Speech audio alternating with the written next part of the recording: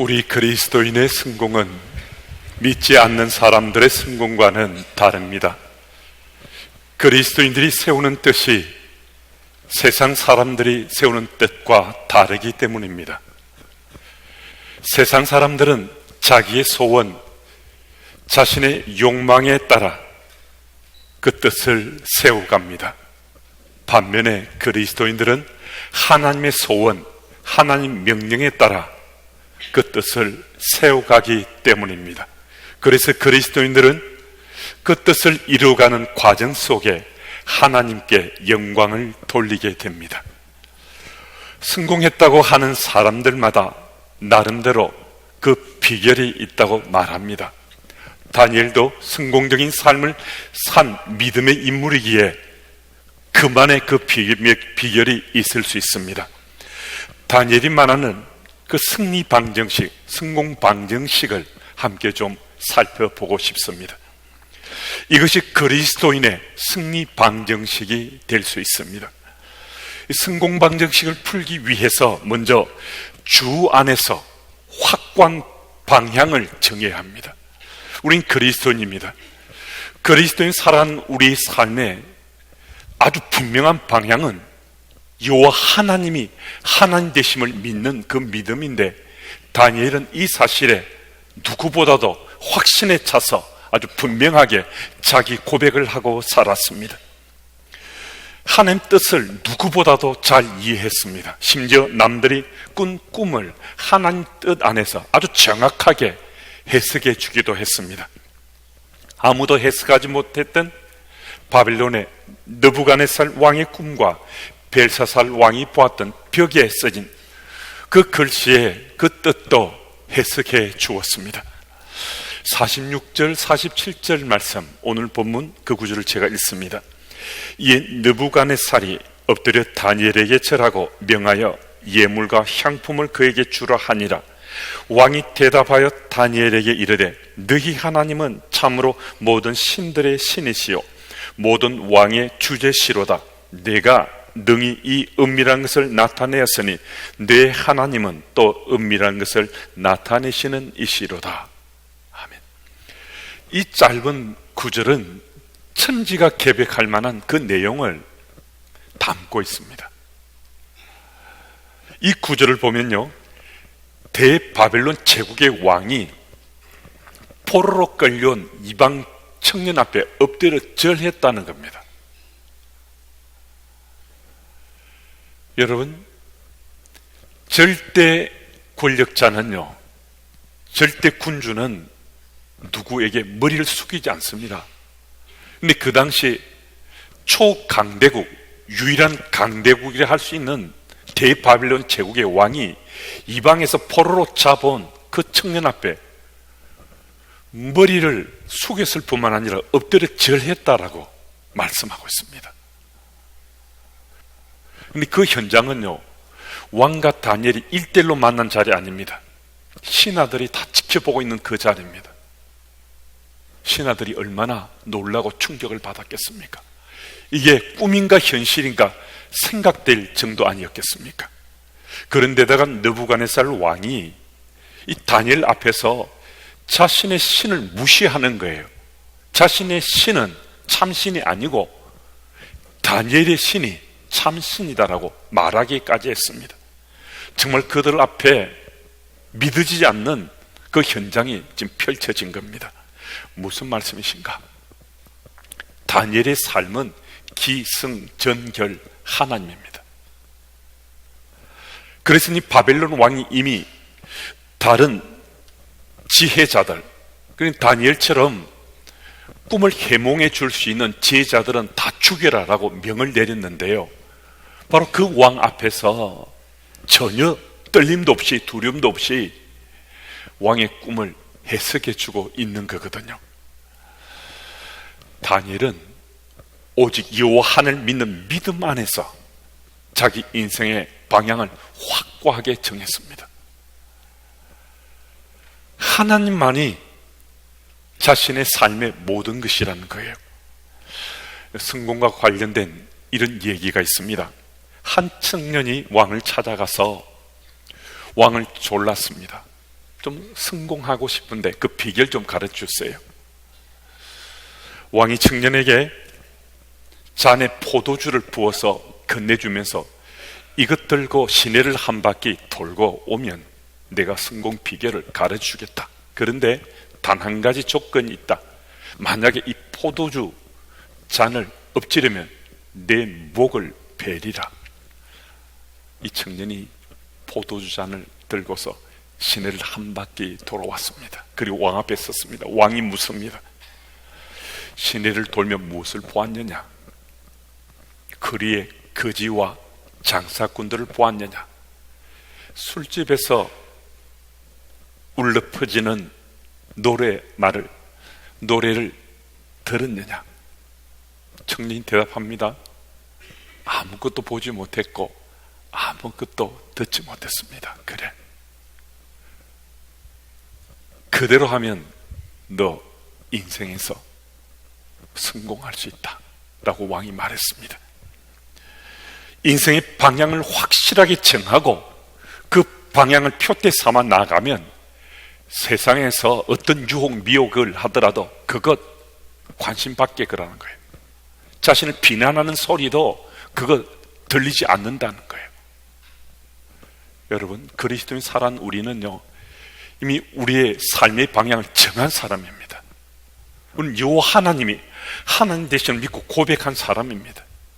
이건 우리 인생의 삶의 방향이 어떻게 확고하게 세워져야 되는지 분명하게 일깨워 주시는 말씀이잖아요. 사도 바울도 빌립보서 3장 14절 말씀에서 표대를 향하여 그리스도 예수 안에서 하나님이 위에서 부르신 부름의 상을 위하여 쫓아가노라 라고 고백했습니다. 바울도 자신의 성공 비결을 아주 분명하게 말씀합니다. 표대를 향해서 방향을 분명하게 정했다는 겁니다. 그것이 자신의 사역에서 모든 일을 이겨내고 형통할 수 있다라고 말씀해 주는 겁니다. 여러분, 주 안에서 확고한 방향을 정했습니까? 이 세상 속에 살면서 세상 일에 관심이 가지 않을 수 없죠. 충실하게 세상 일도 열심을 경주해야 됩니다. 그런데 일관되게 변함없이 대원칙을 지켜가는 것은 요 하나님이 하나님 되심을 믿는 확신에 찬 확고한 내 방향 설정입니다. 이것만 분명하면요, 세상의 그 어떤 상황 환경 속에서도 우리는 이 세상에 우리 유혹과 미혹도 물리치고 다른 비난과 비판이 가해져도 그게 별로 우리 마음이 동하지 않고 우리가 살아온 삶의 자리에 최선을 다해서 우리 삶의 열매 맺어갈 수 있습니다. 그 삶이 승리한 삶이 되는 거죠. 그 삶이 성공한 삶이 될 수 있습니다. 그래서 오늘도 주 안에서 정한 그 방향으로 나가서 승리 방정식을 풀어가는 여러분과 제가 다 됐으면 참 좋겠습니다. 그리고 또 한 가지는 하나님과 친밀한 교제를 지켜가라는 거예요. 미국 일리노이 공과대학의 인류학과 에드워드 홀 교수는 사람은 주변의 공간을 자신의 영역이라고 말하는데 상대방과의 관계에 따라 그 거리가 달라진다면서 근접학을 창시했습니다. 홀의 이론에 따르면 사람과의 관계 속에 세 가지 거리가 있는데요, 45cm 이내의 관계가 있다는 겁니다. 상대방의 숨결이 느껴질 정도의 그 거리의 관계인데요, 부모와 자녀의 관계나 또 부부 사이나 애인과의 관계가 이런 거리 내에 있다는 겁니다. 아주 친밀한 관계라는 거예요. 두 번째는 45cm에서 120cm의 그 거리인데요, 이 관계는 사적인 관계가 맺혀지는 거리라는 겁니다. 친한 친구와 또 친한 직장 동료와 그 관계가 팔을 뻗어서 닿을 수 있는 가까운 거리에 있는 사람, 이들과의 관계를 말해주고 있습니다.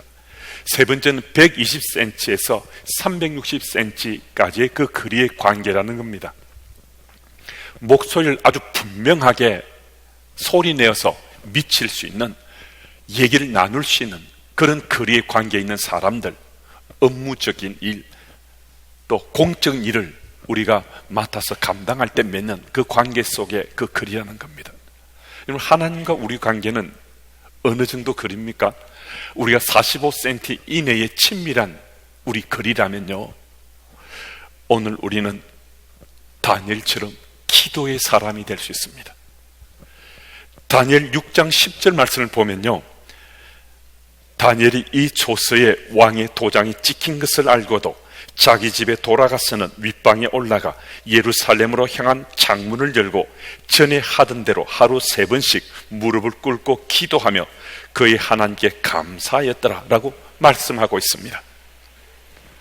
다니엘은 기도의 사람이었다고 말씀하는 거거든요. 기도의 사람이 하나님과 지근의 거리, 아주 가까운 거리에 있다는 것을 말씀해 주고 있거든요. 왕이 조서에 도장을 찍어서 명했습니다. 금령을 내렸습니다. 이제부터 30일 내에 왕 외에 다른 신이나 다른 사람에게 기도하면 사자굴에 던져 넣겠다, 죽이겠다는 겁니다. 죽이겠다는 왕의 명이 떨어졌는데요, 다니엘은요, 이 왕의 명이 떨어졌는데도 여전히 하나님께 기도합니다. 무슨 말씀이신가? 다니엘의 삶에서 하나님 빼고는 어떤 것도 써내려갈 수 없다는 겁니다. 그 인생의 자리에 하나님 빼고는 그 스토리가 엮어질 수가 없다는 겁니다. 그런데 다니엘이 일상에 기도하는 사람이라는 것은 그가 정말 가까운 45cm 그 이내에서 하나님과 친밀히 교제한 사람이라는 거거든요. 그런데 무엇이 우리에게 문제가 되는가 하면요, 이 다니엘의 이 말씀은 참 좋아요. 이 말씀을 우리는 믿고 싶어 해요. 그런데 실제 내가 지금 다니엘처럼 할 수 있는가? 이게 우리 생의 과제가 될 수 있잖아요. 신에게 기도하면 죽인다는 거예요. 그런데 하나님께 기도할 수 있겠는가? 오늘 본문을 보면 다니엘은 우리에게 요 하나님께 기도하더라도 우리의 삶이 살 수 있을 뿐만 아니라 우리의 삶이 형통할 수 있음을 아주 분명하게 말씀해 주고 있습니다. 요 하나님과 친밀하게 교제한다는 것은 하나님이 살아계시다는 걸 느끼면서 지금 삶을 나누는 거잖아요. 하나님이 죽으신 하나님이라면 친밀한 교제가 안 되잖아요. 45cm 이내에서 친밀하게 교제하고 있으니까 지금 하나님이 살아계시니까 그 교제가 가능한 거잖아요. 여러분, 우리가 요 하나님이 살아계시다는 이 사실을 믿으면요, 우리 삶의 상황, 환경이 어떠하든 간에 우리는 하나님께 친밀하게 교제하는 기도의 영성을 더 깊게 할 수 있습니다. 확고한 방향을 정하고 표대를 향해 달려간 우리들에게 정말 필요한 것은 다름 아닌 기도의 영성이라는 겁니다. 아무리 방향을 분명히 했지만 우리 힘만으로는 안 되잖아요. 하나님 도우심이 정말 필요하잖아요. 그래서 우리는 기도해야 된다는 거거든요. 그럼 기도할 때 우리 지칠 수도 있고 기도의 응답이 더뎌져서 낙심할 수도 있는데요, 그런데 하나님은 살아계시는 사인을 계속해서 보내주세요. 다니엘 9장 23절 말씀을 보면요, 천사 가브리엘을 보내셔서 다니엘의 기도에 하나님께서 말씀하시고 응답하시면서 너는 크게 은총을 입은 자다라고 말씀합니다. 또 다니엘 10장 11절 말씀을 보면 금식 기도 중에 잠이 들은 다니엘에게 천사를 보내어 큰 은총을 받은 사람 다니엘아라고 그를 격려해 줍니다. 또 다니엘 10장 19절 말씀을 보면 기도 중에 힘이 없어지자 천사를 보내셔서 큰 은총을 받은 사람아라고 또 다니엘을 꼭 붙잡아 주십니다. 기도 중에 하나님께 우리 호흡을 길게 하면 하나님께서 사인과 표징을 우리에게 보여주신다는 거예요. 당장 내 기도가 응답되지 않더라도 하나님께서 내 기도를 들으시는 하나님이시라는 그 사실이 내게 믿어진다는 거예요. 여러분, 하나님과 친밀한 거리에서 교제하기 때문에 이런 삶의 사인들이 우리에게 체험되는 겁니다. 다니엘의 성공 방정식에는 이 한 가지가 반드시 포함된다는 거죠. 하나님과 그 거리를 더 가까이 하는 자는 이 승리 방정식을 오늘도 우리 풀어갈 수 있습니다. 그리고 또 하나는 온전한 헌신입니다. 다니엘은 헌신의 사람이었습니다. 다니엘 1장 5절을 보면 다니엘과 세 친구는 특대생으로 선발되었습니다. 느부갓네살 왕의 명을 받고 3년 과정의 인재 양성소에서 그들은 훈련받기만 하면 바벨론의 높은 관직이 보장된 그런 청년들이었습니다. 그런데 다니엘은요, 그 특별 대우를 거절했습니다. 우리가 지난주 살펴보았던 것처럼 우상 제단에 바쳐진 그 제물은 먹을 수 없다라고 다니엘 자신의 신앙 양심으로 그것을 노했지 않습니까? 다니엘 끝까지 타협하지 않았다는 거예요. 자신의 세운 뜻에 온전하게 헌신했습니다. 다니엘 6장 5절을 보면 다니엘을 시기하는 사람들이 다니엘의 유일의 약점인 이 신앙적인 부분을 붙잡고 트집을 잡습니다. 이미 말씀드린 것처럼 30일 내에 왕 외에 신이나 다른 사람이 기도하면 죽는 겁니다. 사자굴에 던져지는 거예요. 그런데도 다니엘은 굴하지 않았습니다. 굴복하지 않았습니다. 사자굴에 던지더라도 기도를 멈추지 않았습니다. 사도행전 20장 24절 말씀을 보면요, 바울의 스토리도 기록되어 있습니다. 내가 달려갈 길과 주 예수께 받은 사명 곧 하나님의 은혜의 복음 증언하는 일을 마치려 하면은 나의 생명조차 조금도 귀한 것으로 여기지 아니하노라. 바울도 온전한 헌신자였음을 우리에게 말씀을 해줍니다. 여러분, 그리스도인이 살아가는 우리의 삶의 승리 방정식을 풀 수 있는 또 한 가지, 그 사실은 온전한 헌신인 것을 분명히 말씀해 줍니다.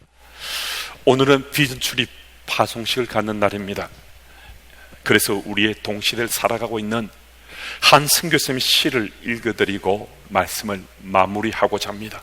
이슬람 교도가 90% 이상인 지역에서 선교사로 사역하고 있는 성경 번역 연구회 소속의 선교사님이 난곳 방언이라는 그 책에 실은 자기의 실제 이야기를 기록한 시입니다. 시의 제목은 여기 있는 이유입니다. 여기 있는 이유. 어떤 분들은 말합니다. 그런 위험한 곳에 뭐 하러 가느냐고. 생각해 보니 맞는 말씀입니다. 외국인 동료 선교사는 며칠 전에 위험을 느껴 성경을 집 한 구석에서 모두 태워버렸다고 말했습니다. 저 역시 오늘 한 구석에 숨겨놓은 성경책을 태울까 말까 고민했습니다. 또 다른 분들은 말합니다. 그렇게 모슬렘이 강력한데 어떻게 복음을 전하겠느냐고. 그 말씀도 맞습니다. 저는 한 사람 선교를 강조했습니다. 비록 드러내놓고 전하지는 못해도 한 사람을 건지자고 말입니다. 오늘 그 한 사람이 몇 년 동안 애를 쓰고 공들였던 그 사람이 제 뒤통수를 치고야 말았습니다. 이런 말도 듣습니다. 가족과 그렇게 자주 헤어져서 되겠느냐고. 선교사에게 그런 일이 있을 수도 있는 거라고 대답했습니다. 그러나 그 말씀이 옳았습니다. 오늘 밤 저는 옆 나라에 있는 아내와 아이들이 그리워 몇 번이나 얼굴을 씻었습니다. 그래도 여기 있어야 할 이유가 있는가 생각해 보았습니다. 그리고 그 이유는 사랑임을 알았습니다. 떨려도 태우지 못하는 이유도, 뒤통수를 맞고도 다시 그에게 웃음을 보여야 할 이유도, 그리움을 찬물로 닦아내며 참아야 할 이유도 모두 사랑임을 알았습니다. 바벨탑 너머로 흩어지는 우리들의 뒷모습을 바라보며 몇 번씩 찬물로 얼굴을 닦으시던 그 사랑, 배신한 우리를 앞에 두고 십자가에 달리시던 그 사랑, 골짜기, 어둠, 낯선 곳도 마다하지 않으시고 오늘도 여기저기 발걸음 옮기시는 그 사랑, 바로 그 사랑 때문에 오늘 제가 여기에 있고 내일 당신이 여기에 있고 그날 이들이 거기에 있을 것입니다. 사랑하는 여러분, 지금 우리가 여기 있는 이유는 무엇입니까?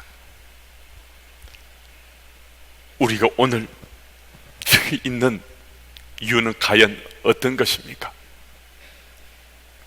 우리들도 선교사님처럼 예수님의 그 사랑 때문에 가정에서, 교회에서, 일터에서, 내가 속한 세상 공동체 속에서 온전한 헌신을 하고 있습니까? 다니엘의 성공방정식에 남겨진 하나의 키는 온전한 헌신입니다. 우리들이 지금 여기 있는 이유가 예수 사랑으로 복음의 증인의 삶을 살기 위함이었으면 정말 좋겠습니다. 또 우리들이 이번 비전 출입을 가는 것이 예수님의 그 사랑으로 사랑하기 위함이면 정말 좋겠습니다. 나라가 힘들고 많이 어렵다고 이야기만 듣고 또 보는 것이 아니라 정말 체감하며 살아가고 있는데, 우리가 나라를 사랑해야 될 이유가 있다면 예수 사랑으로 나라와 민족을 사랑하고자 하는 그 사랑의 마음을 주님이 주신 까닭이지 않겠습니까? 우리가 지금 여기 있는 이유를 다시 한 번 더 생각해 보시면서, 하나님께서 우리를 믿으시고 지금 내게 맡겨주신 일들에 최선을 경주해 가는 사람은 다니엘처럼 성공방정식의 그 해답을 풀어낼 수 있는 사람들입니다. 그래서 이 자리에 함께한 우리 모두가 주 안에서 확고한 방향을 설정하고 하나님과 친밀한 거리를 지켜가고 온전한 헌신의 삶을 살아가면 여러분과 저도 승리 방정식을 풀어내는 또 한 사람이 될 수 있습니다. 그 현장에 우리 모두가 함께 서기를 예수 이름으로 축복합니다.